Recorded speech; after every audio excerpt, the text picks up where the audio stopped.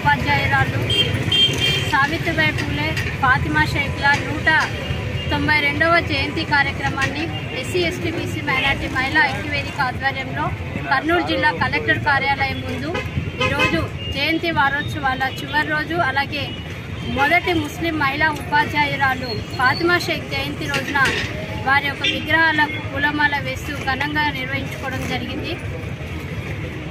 దేశంలో ఈరోజు బాలికలు చదువుకుంటున్నారన్నా, మహిళలు అన్ని రంగాల్లో ముందుకు వెళ్తూ ఉన్నతంగా జీవిస్తున్నారన్నా కేవలం అది సావిత్రిబాయి పూలే ఫాతిమా షేఖ్లు ఆ కాలంలో ఉన్నటువంటి అనేక కుల కట్టుబాట్లని, సాంప్రదాయాలని అన్నింటినీ వ్యతిరేకించి వాళ్ళు ముందుకు వచ్చి బాలికలకు చదువు నేర్పించి, అలాగే బుధవారపేట అనే గ్రామంలో పూణేలో ఒక మారుమూల గ్రామంలో వాళ్ళు మొదటగా దళితుల మహిళల పాఠశాలను ఏర్పాటు చేయడం, ఆ పాఠశాల తర్వాతనే మహిళలందరూ ముందు చదువుకోవడం, ఈరోజు విద్యావంతులుగా అనేక రంగాల్లో ఉన్నారు అంటే అది కేవలం సావిత్రిబాయి పూలే ఫాతిమా షేఖ్ల త్యాగమే. కాబట్టి అటువంటి మహనీయుల ఆలోచన విధానంలో మహిళా ఐక్యవేదిక ముందుకు వెళ్తుంది.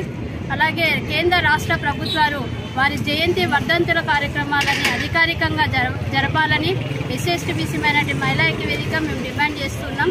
ఫాతిమా షేక్ భారతదేశంలోనే మొట్టమొదటి విగ్రహాన్ని ఎమ్మిగనూరులోని జిల్లా పరిషత్తు ఉర్దూ బాలికల పాఠశాలలో నెలకొల్పడం జరిగింది.